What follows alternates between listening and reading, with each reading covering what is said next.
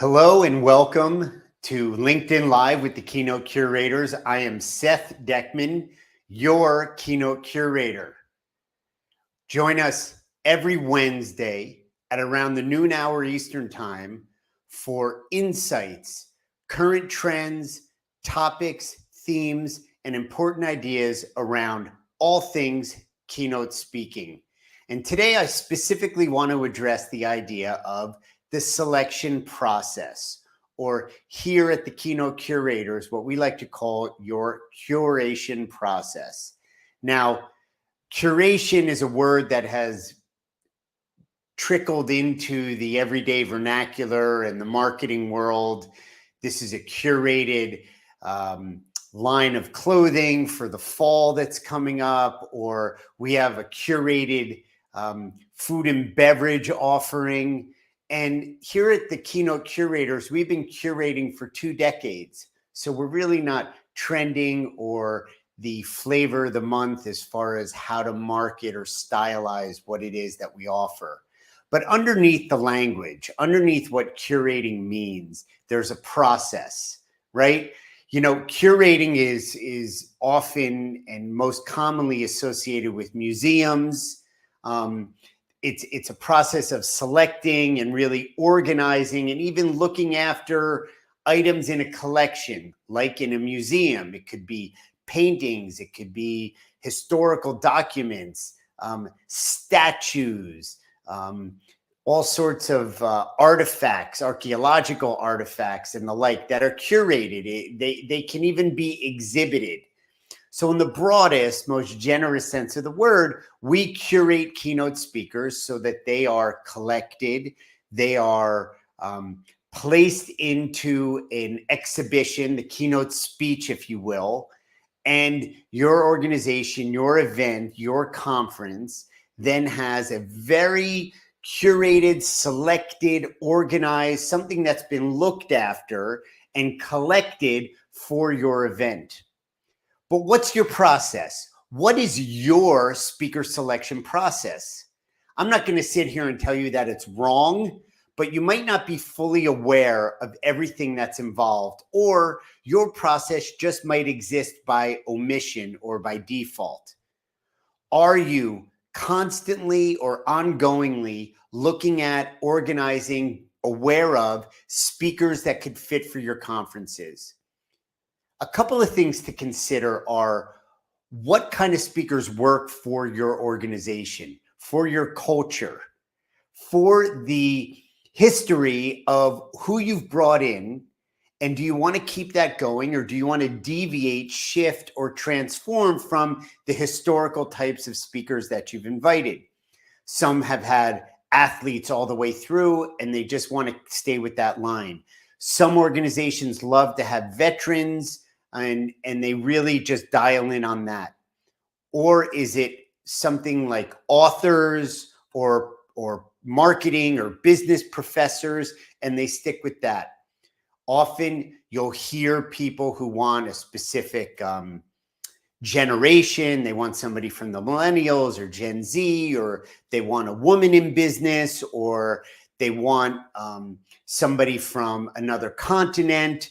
It doesn't really matter. What you need to understand is what's going to work for you and your organization's process. So first things first, what is the type of speaker as far as culture, as far as what is going to be the best representation of who you want to bring forth to your organization? Another thing to consider then, and you've heard this here before, is your theme or your topic. Now, you might not know today, if your meeting is in 11, 10, 9, 12 months, what your theme or topic is, but you certainly have a sense of what it could be, or what is generally the messaging going on out of your marketing organization or whatever initiatives you have. Now, it's not a guessing game. The other side of the coin is that many speakers, and this is something that's important, are not just Pollyanna and we can make them fit anything, but many speakers have a powerful enough message or a powerful enough story or a powerful broad ranging enough presentation where they can dial into the specifics of your organization, the current mood of your industry, but at the same time, be adapted and tailored to the current message that you have your event's theme centered around. That is to say, if you want to bring in somebody who can speak on innovation, but they're not technically listed as a speaker on innovation, some parts of their story or a large part of their message can be calibrated and tailored to address what's going on in innovation in your specific industry or organization. So you've got culture, what's representing your organization to the attendees, what are your themes? So this is all part of the process.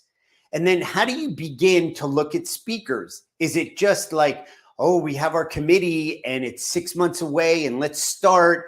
Ooh, 3 people couldn't make it, so we're pushing the meeting now 2 weeks away. Another person couldn't make it. And then all of a sudden, you're slowly inching up towards that date where you've got to open registration. You got to get your marketing materials out.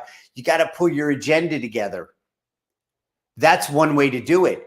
And it works. I work with a lot of clients that do that. There's always at least one or two or a group of people very committed to getting a look at a list of curated recommendations, shaping it down, doing their due diligence, asking questions, getting referrals, vetting it out, making sure that the style works, the message works, and then whittling it down, say that 10 times fast, whittling it down to the choice. Now, we've talked about this before as well, the availability. I just booked a speaker for an event 10 days from now. That's very uncommon, but this is a conversation that started in 6 or 7 months ago, 6.5 months ago. And one thing led to another, all valid reasons. The committee changed. One of the direct reports left the company. Priorities shifted for the moment. And there was a flurry to find the right speaker. That's what we do. We find the speaker that fits. We find the speaker that's available. We find the speaker that works for your budget. But with 10 days to go, that was quite a tall order to fill. So if you're months out, that's great. But just be aware of that slow sliding kind of timeline where there's not a choice, and then, you're stuck kind of with the high pressure moment, and then you're bumping up against availability. Another way to approach it is this. Have a process where during the year, you carve out an hour or two a day every 6 weeks or every 2 months, not a ton of time, where you review speakers, where you collect in a folder or in an email or in some type of document a list of speakers that have been recommended to you, that you've heard about, that you're getting from us at the Keynote Curators, and you review them and you begin to prioritize them. And as you do that, you're already collecting your list. We're curating those offerings. We're curating those recommendations. The selection, the organization, and the presentation of it all will be gathered by you, and you're the best one who can channel what's going to work for your event and for your organization based on the location, the mood of the industry, and where your organization is at the moment. Is it expanding? Is it in a transformation period? Is there growth? Is there a conversation around a merger or an acquisition? That all these things need to be taken into consideration. We at the Keynote Curators are always hungry and interested and curious and reaching out to understand all those types of data points so that we can really take those into consideration when we bring forth the speaker and the curation process for you. So if you are every 6 weeks, every 2 months, once a month, 1, 2, 3 hours, as you accumulate your curated list, you begin to calibrate in and shape let's say a prioritized list, so that when you get to that process with your committee, you've already got a head start. You've already got a sense of what the fees are, what the current fees are, even possibly availabilities. And really, the committee can have a head start on that rather than a flurry and kind of a chasing, if you will, of ideas. The other thing to consider in this process is, we've talked about this before, the hotties. Who's hot for the moment? Do they really fit? But also you have committee members who are fully involved and they like the speaker on the list and they like another speaker, a keynoter on the list, and they're really excited and they're waiting to hear back and confirm availability, and they go off to a conference that they were invited to for a panel discussion, and they come back and they see the keynoter and they're wowed, and it's a wow keynote speaker, and they might fit into the budget and they might even be available. But is it part of the process? Meaning, do they fit into the culture, the message? Do they fit into the mood? Do they fit into the location? Or is it something that really is worth detouring the entire process that's already been in place to go ahead and book that speaker? More often than not, it could be. But the reality is, having a process in place and being grounded in that brings peace to it, because it opens up a whole bunch of world of possibilities of leveraging the speaker's assets, leveraging a pre-event video, leveraging social media, engaging with the audience at registration with a little video before the event even starts. So, these are all things to consider. We're going to continue this conversation about the curation process, what your process is, how in touch you are with it, and what you might be able to do to adjust your process to not only make it easier, make it more efficient, make it more optimized, but enjoy it and have a way of the process being part of your workflow and just that part of your process. So that's the message today. The curation process. The Keynote Curators have a process where we provide recommendations that are vetted, that fit your organization's message, that are thoroughly in line with the theme, the culture of your organization, the mood of where your attendees are coming in, so that it's a hand-in-glove process.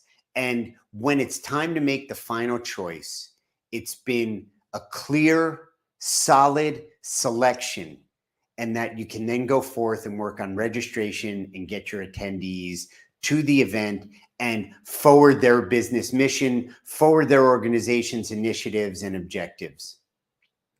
So that's our message today from the Keynote Curators live here on LinkedIn, on YouTube. Reach out to us directly on direct messaging. You can come to our website at thekeynotecurators.com.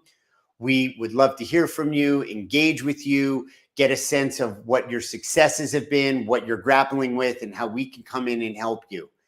So we appreciate you joining us. We hope you've been smarter for it. Thanks so much, and we'll see you next time.